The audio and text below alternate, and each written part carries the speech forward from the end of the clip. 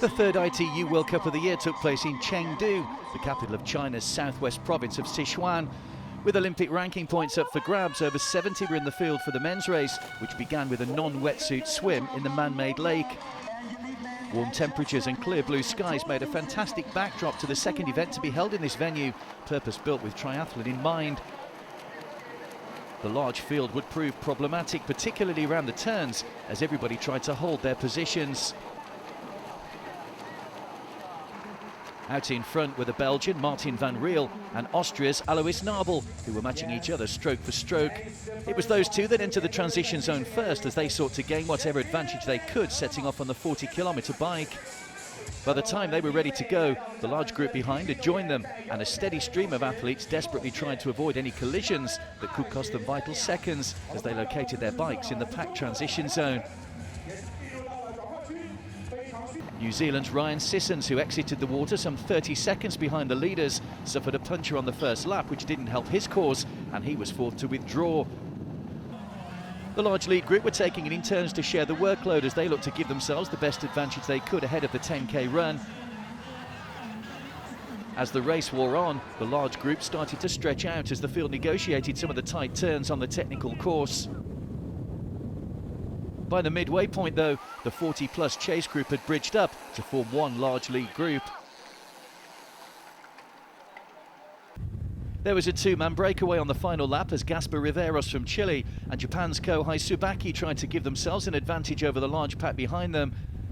And the two set off on the 10k run in the lead, but they left their breakaway quite late and the remainder of the field entered transition right behind them.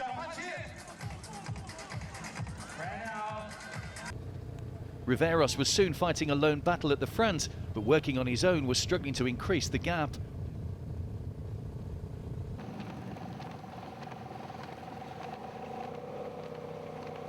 With several strong runners in the chase group, he was soon caught with Mexican duo Irving Perez and Rodrigo Gonzalez leading the way, while Aussies Peter Kerr and Ryan Fisher had run themselves to the front at the end of lap 1.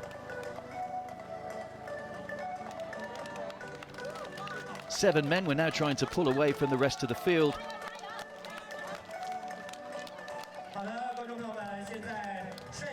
But it was Rostislav Petsov from Azerbaijan that decided to go it alone at the front on lap 3 as the 7 started to stretch out.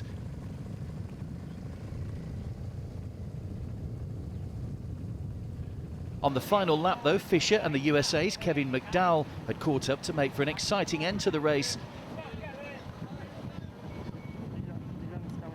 And it came down to a sprint finish, but it was Fisher that crossed the line first to take his first goal since Ishigaki in 2013.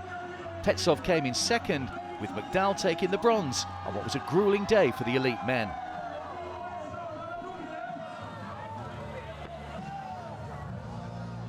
Yeah, to be honest, I found the first 5k quite hard. I couldn't really find a rhythm, and initially running out I felt good, but there was a few surges back and forth by Pete and a few other guys, and I was really hurting, but luckily enough in the sort of the tail end of it I came good and started to feel much better.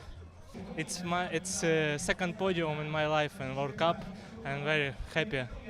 The big goal is to be able to, it's about, for us Americans right now, getting into the top 6 and about the top 50 in the ITU point list to get on the start list for the Rio test event, because that's our first qualification for the Olympics. So this was a big step for me to be able to do that and score some valuable points right now. So that was a big thing. Between that, it was a battle of just seeing how high we could get up there. The medalist. 请颁奖嘉宾与获奖运动员合影留念。